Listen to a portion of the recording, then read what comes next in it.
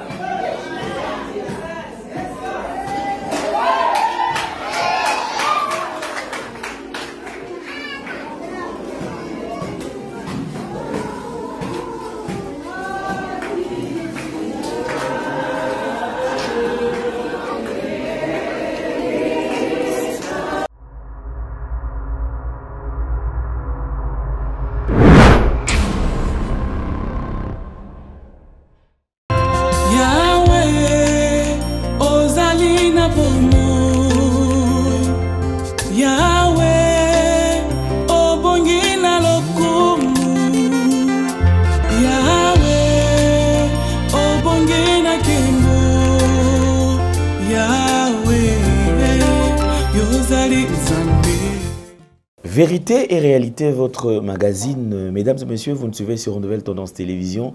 Culture d'excellence au rendez-vous. Nous vous transmettons les salutations de la part de toute la grande équipe.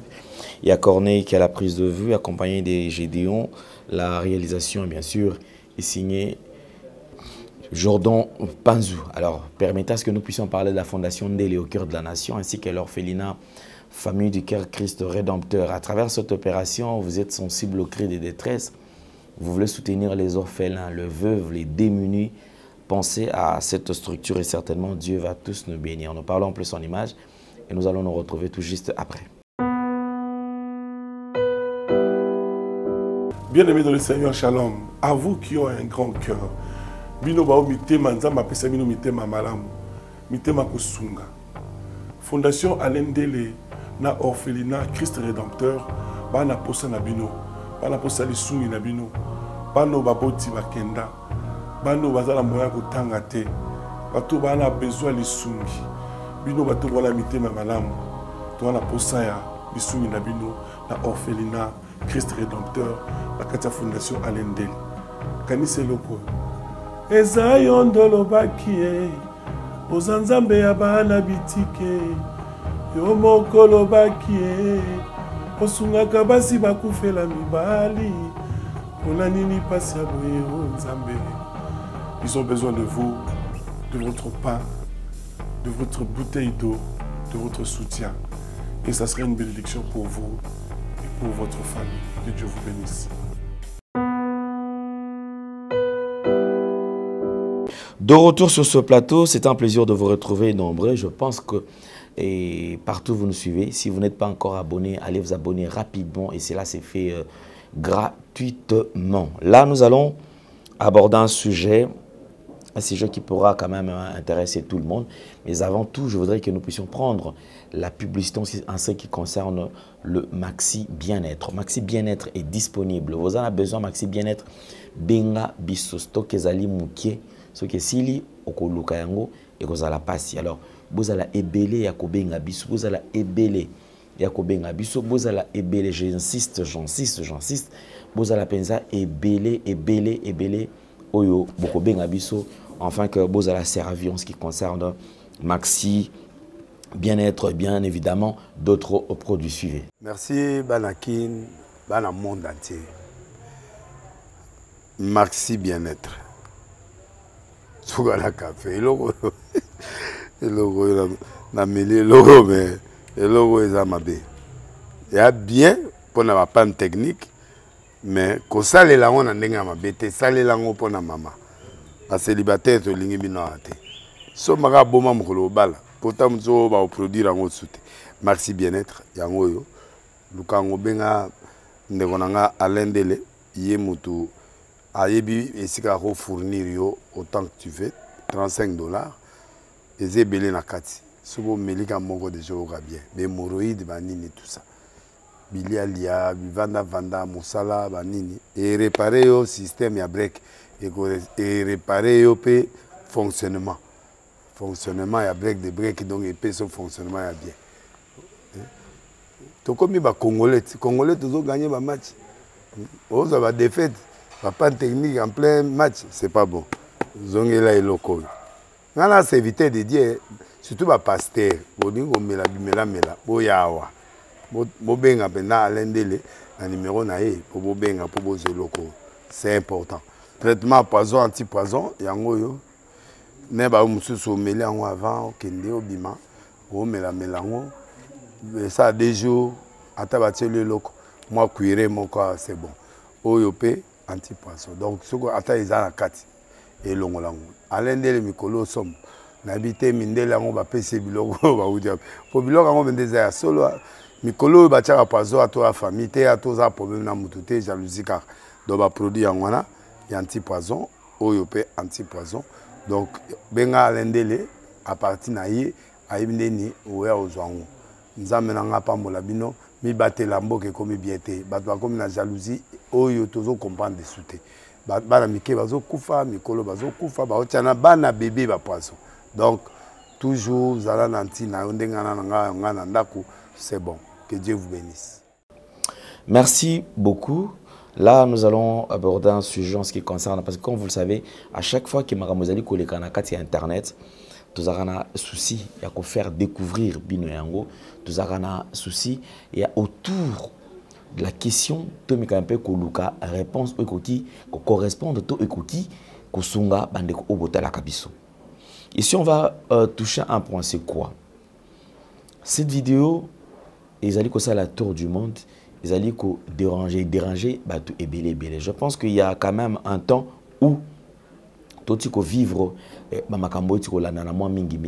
faudra-t-il parler quand même de la fin du monde? Faudra-t-il parler du châtiment et Nzambe ou azali ko châtier peut-être baba ou azali ko yoke la été ezali une manière Nzambe azali ko sala de façon qui a interpellé son peuple bazonga verrier parce que ce qui est vrai on ne peut pas ignorer. Dans le temps passé mabe zalaki mais mabe zalaki muke. Lélo, je pense que Mabé Zali amplifié. Et Mabé sur le quoi la communication échangeable. Parce qu'à l'époque, lorsqu'il n'y avait pas encore télévision, lorsqu'il n'y avait pas encore téléphone, Android, communication est limitée. Donc Mabé Kokaki Kozala, mais ko vulgariser, ko propager Mabé Ango Ezaki moi, bandai Kozwa moi temps. Parce que Sengeli, pour monsieur Kosmabe Salami, pour moto azali na masina azala informé na yango, et Sengeli moto afuta transport, abandi ko se déplacer, yé moko ti akokoma na masina po à transmettre information, et puis bato bazala au courant, il y a makambo eliki par exemple na Ngalema, par exemple na Gombe, par exemple na Kitambo, par exemple na Matete, na Lemba, na Mongafula, en tout cas na ba commune misusuana. Lelo la situation est allée changer. Même Kindumba, dans les temps passés, oui, Kindumba bando sala mais qui n'a pas lieu au bateau ko kuta na bandumba, c'est-à-dire bayebi ki aux alliés lieu moko approprié pour ko kuta na bandumba. Mais lelo na vitesse ya technologie, lelo échanger makambo. C'est-à-dire que Ndumba bakomi ko ezate qu'il faut la mutomoko bo a initié. Il y a des gens qui ont appris à faire la prostitution rien que kaka na nzela à téléphone. C'est-à-dire à Android nae, il y a des sites aujourd'hui où ils allaient copier sa mutu, ba tactique, ba système, comment faire, comment kokota na monde il y a prostitution. Tout ça les lots na makamsu, c'est-à-dire mutu alongwe que pour ayeba comment se passe là kaba crime bato bazali koyekola yango, c'est-à-dire que les lots mabe ezui dimension mususu. Et c'est ce qui fait que même les autres allaient remarquer, c'est-à-dire que on est comme ma belle équipe, pourquoi plus la technologie allait évoluer, plus ma belle sous ils allaient la propager et qu'on les sous l'écolo musika collègue. Les lots tout le monde est allé assister, les lots autres combien qu'ils allaient fin du monde. Comment est-ce qu'aujourd'hui on accepte que par exemple décision sur sexe est libre dans mutuyon surtout. C'est-à-dire que même parents qui ont péki ça moi na té. Nebi se to koli, to ebi que à un certain âge moi na koki kolinga té, bazali ko péki ça moi na. Et tant aux okola bazo ça yo que non au moni tant aux ali au atteindre âge ya puberté, on t'explique. Bazo expliquer que au moni o ezali ko bimona nzoto. Ezali lokola peut-être même sous mieux, ezali peut-être loko boy.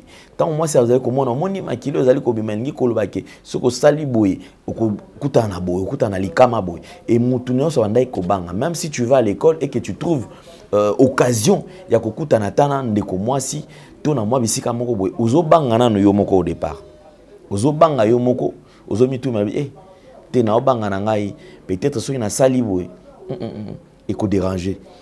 Peut-être ceux qui n'ont dit mina kutana mwana mwasi oyo na kocha ezemi, c'est-à-dire mutu azali ko banga. C'est à un certain âge ni mutu akoya kozwa ba décision sur vie na ye et wana ba parents ba ke non mutu déjà akoli. Et information, la plupart des informations à l'époque, ils allaient transmises à part les éducation diffuse, comment ils au moins en plaire, c'est-à-dire au long on a quoi sur éducation, mais lorsque comme un millier, et bah tout ne au comique au yekola.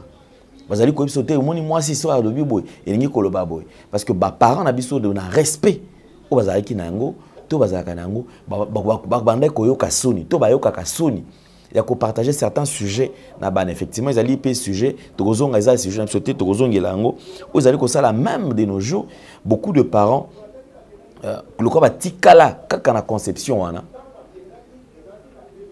sans pour autant s'adapter na technologie à l'élo. Au moment que bana pe ba bébé li bango. Pourquoi? Parce que il a fallu que éducation wana, il a fallu que manière na bango ko communiquer, échanger.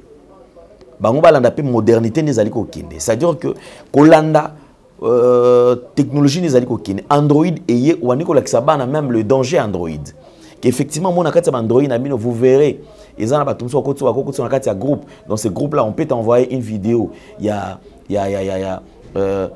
a malamouté oyeba quand même truc ça les locaux tala kokuta na boy mais ils sont restés kaka na façon na bangwa commune la makambwana et ça là qui lelo ba parents même so bana bazali kobeba c'est que vrai les parents doivent être éveillés par rapport à éducation il y a bana na biso parce que lelo monde des ali ouvert le monde a ouvert également toutes ses portes na bana na biso. Ils allaient condamner la bango. C'est-à-dire qu'il y a un besoin que non, même le choix de sexe, mutoko pe qui s'amène à tête. Mon azam muke, azal libre au qui kozwa, abadosala ma sexe déjà, apo na mutupe et yalingi. Après on nous dira mon la rolba kete, ils allaient kokol, ils allaient modernité. Or modernité, tu vois que ça c'est, ils ont une stratégie que le diable a mis en place pour la destruction à Genèse, pour la détruire Mokili. Alors je ferme cette parenthèse. Avant de en fermant cette parenthèse, je voudrais conseiller aux enfants et aux parents que tous temps il y a dialogue franc na banana biso. Tous temps il y a collaborer, tous temps il y a solana bango. Tous temps il y a lakisa bango qui effectivement tout linga bango, mais il y a certaines limites sengel beba na ko respecter. On va ko franchir te. Moni biso bravo na ba parents on soit na mikila poto, c'est-à-dire moi nazali kokola na poto, mais azana comportement, azali na éducation puisé par ba parents en Afrique. Qu'on l'accepte qu'effectivement tout m'est permis mais tout n'est pas utile. c'est-à-dire nakoki nanga pe ko sala lokolo baba na mso salaka mais lokolo eza nango utilité lokolo ekoki ko détruire ko nuire na vie na ngai je ne peux pas le faire c'est ça tout le monde a comme averti bongo ba parents et sengeli ba beta maboko pe que non témoin na ngai à comprendre pe moi na ngai zali lipamboli pour na biso parce que en parlant des enfants moni bande ba parents mis bazali kotika la kaka na kati ya idée que non moi na zali kaka lipamboli moi na zali lipamboli lorsque au botier au kolise malamu pe a réussir a comme lipamboli pour na yo mais moi na oki kozala pe problème pour na yo lorsque on rate éducation na moi na komi kuluna moi na komi akomi kosala kindumba moi na koti na nzela ya mabe banzela wana retour ekozongela parce que ko supporter te ne ba malo baka 9 mois ya zemi ya pasi ko supporter te okomi obligé donc okomi dans l'obligation ya ko banda ko encaisser ba problème après wana okobota ba maladie psychosomatique ba causée par ba blessure intérieure mais comment expliquer ce que comme que moi na bongo abel si papa na tension maman na tension a commis na problème ya estomac et jusqu'à ce que papa to maman sali crise maman koufi est-ce que moi na to que moi na zaki les pamboli pour na parents non tous chers parents devons être éveillés je ferme cette parenthèse cette vidéo que je vais vous proposer je voudrais quand même que to la na on a boké bignon sauté c'est-à-dire comment on a que en plein de service bandeko vous allez ça la service na katia église ils allaient église catholique parce que na kota la yango déjà biso to ali comment na ke ils allaient église catholique mais na katia église catholique bazali ko sala service en plein service qu'est-ce qui s'est passé babani ko sala service wana église catholique ya Kinzamvwete l'église catholique ya Kinzamvwete ba comme na moment ya lecture ya malozi un lecteur abandi ko sala lecture de ezala kaka parce que azali na kati ya exercice abandi ko sala lecture et komi na tamo tanga komi na côté ya Yesu peza na Kikongo bola na Kikongo bala moko lecteur asali crise akui pe akufi sur place tout landanan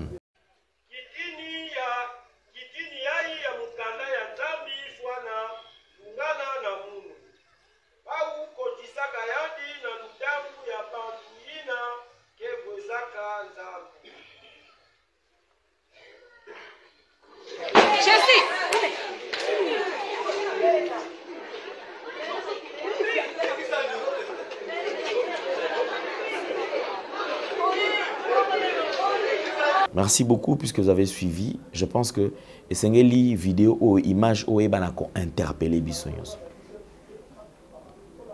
Image ou banako interpellé bisonyos tout. Comment ces lecteurs ont décédé? À quoi fin la circonstance nini? Faudra-t-il parler de son état de santé à qui na maladie? Bah força qui toi bana ko bela yemwa s'efforcer à kende quand même le ko lazali lecteur et kazali programmer na menswana et sengela qui à répondre na moni krebande comme ça azali koloba ah ba mete et koki kozala film ça dire que nzambe parce que pourquoi est-ce que kokufa kaka na moment place a komi na isika kotanga kaka Yesu ndende kwa koi akufi les années passées. Tout comme on a même dans l'église de réveil parce que dans l'église de réveil il y a également dans Massina il y a un pasteur qui est décédé en pleine prédication azali côté akoufi sur place les années quelques années passées je crois 2 ans passés tout ko vivre en lisusu na cité verte côté Badiadine un serviteur de Dieu en plein exercice azali côté akoufi en pleine prédication akoufi sur place. Tout ce qu'on vivre en on a béni. Un serviteur de Dieu akoufi sur place. Tout ce qu'on vivre il y a 3 ans, 4 ans passés. 3 ans passés. Un prédicateur, un père de famille qui est allé à la service à baptême, à baptiser Bandim. À qui baptiser mon dimi. Yemoko akoufi mon dimi atikali. Je pense qu'en observant tout ce qui se passe actuellement dans le monde de Sengeli, et ben interpellé bandeko. Parce que ma eu tellement bisika, et eu tellement place, au point où ce qu'on fait au mituna mais au juste bandeko ba yebi to ba yebite.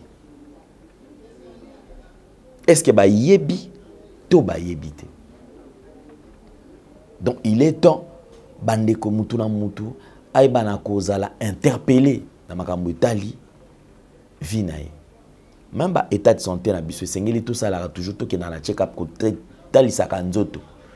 Parce que ici au Congo les gens ne vont voir le médecin que lorsqu'à moni qu'il y a un ça ne va pas. Ils ont simbaté abandi ko bel amoni nzoto na e bien te wana.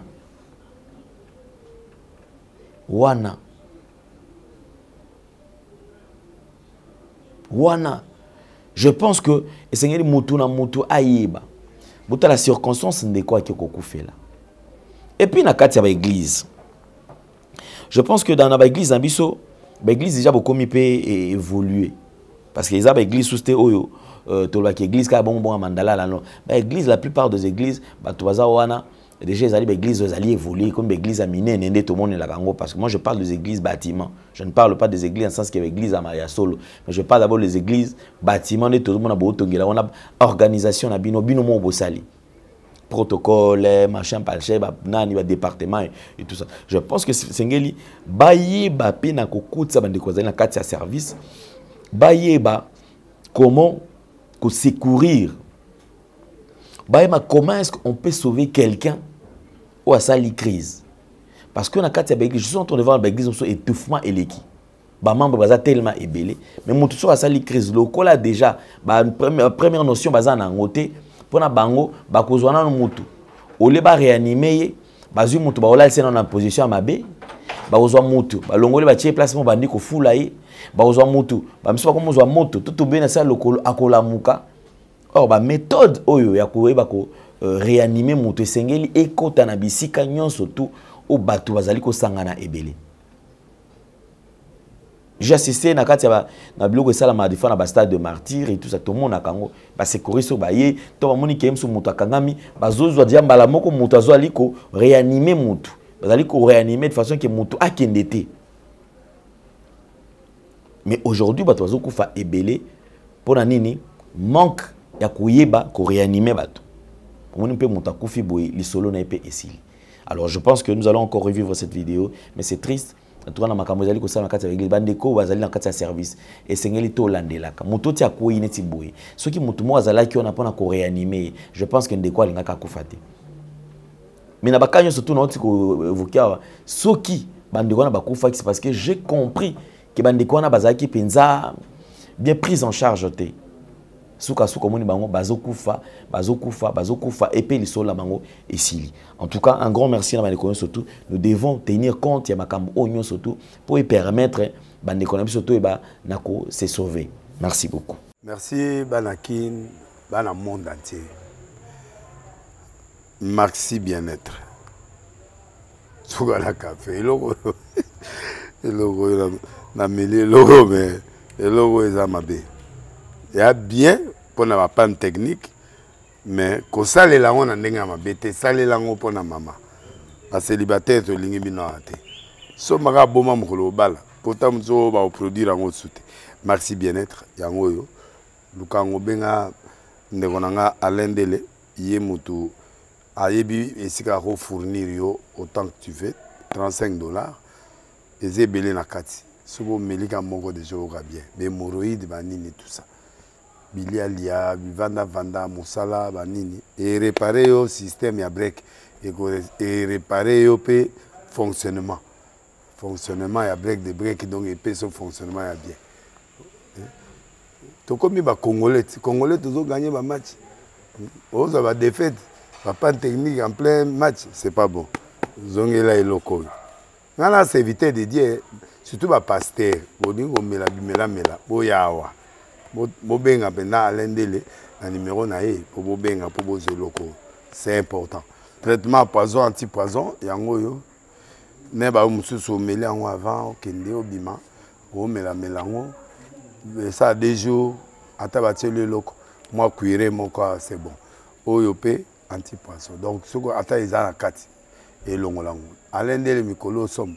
N'habité mindele yango ba pese biloko ba udia. Po biloko yango bendeza ya solo mikolo batiaka poison ato ya famille te ato za problème na mutu te jalousie car donc ba produit yango wana ya anti poison oyo pe anti poison donc benga alendele à partir na ye ayibindeni oya ozwango nzambe na nga pambola bino mi batela mboke komi biete bato bakomi na jalousie oyo tozo comprendre dessous te bana mike bazo kufa mikolo bazo kufa baotiana bana bébé ba poison donc toujours zala nanti na ndengana na nga na ndako c'est bon. Que Dieu vous bénisse. Bien-aimés dans le Seigneur, shalom. À vous qui ont un grand cœur. Bino bao mitema nzamba pesa bino mitema malamu. Mitema kusunga. Fondation Alendele na orphelinat Christ Rédempteur bana posa na bino. Bana posa lisungi na bino. Bano baboti bakenda. Bano bazala moya kotanga te. Bato bana besoin lisungi. Bino bato wala mitema malamu. Toana posa ya lisungi na bino na orphelinat Christ Rédempteur la katia Fondation Alendele. Kanise loko. Eza yondolo bakie. Ozanzambe ya bana bitike. Yo mokolo bakie. Osungaka basi bakufela mibali. Pona nini pasi ya boye o nzambe. Ils ont besoin de vous, de votre pain, de votre bouteille d'eau, de votre soutien. Et ça serait une bénédiction pour vous et pour votre famille. Que Dieu vous bénisse.